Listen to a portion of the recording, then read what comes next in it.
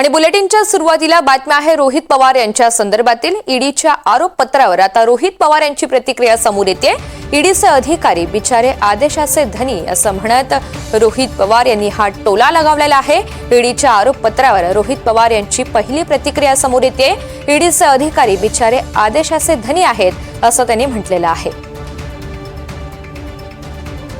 तर महाराष्ट्र सहकारी बँक घोटाळा प्रकरणामध्ये रोहित पवार यांच्या विरोधात ईडीकडून पुरवणी आरोपपत्र दाखल करण्यात आलेलं आहे आणि रोहित पवार यांचं नाव या आरोपपत्रामध्ये दाखल असल्यामुळे एकंदरीतच राजकारणामध्ये खळबळ उडालेली आहे। या सगळ्या संदर्भात आता रोहित पवार यांची सुद्धा प्रतिक्रिया समोर येते। ईडीचे अधिकारी बिचारे आदेशाचे धनी आहेत असं म्हणत त्यांनी एकंदरीतच हा टोला लगावलेला आहे। बँक घोटाळा प्रकरणामध्ये रोहित पवार यांच्या विरोधात ईडीकडून पुरवणी आरोपपत्र दाखल करण्यात आलेलं आहे।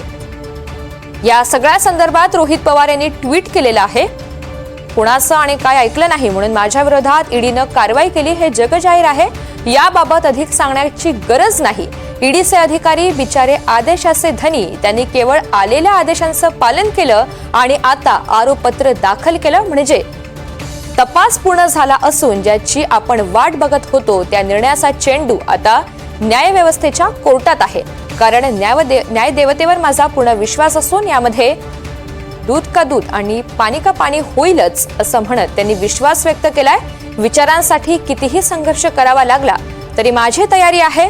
महाराष्ट्रानं लाचारीला आणि फितुरीला कधीही थारा दिला नाही आणि संघर्षालाच डोक्यावर घेतलंय हा इतिहास आहे अशी आठवण रोहित पवार यांनी करून दिली आहे।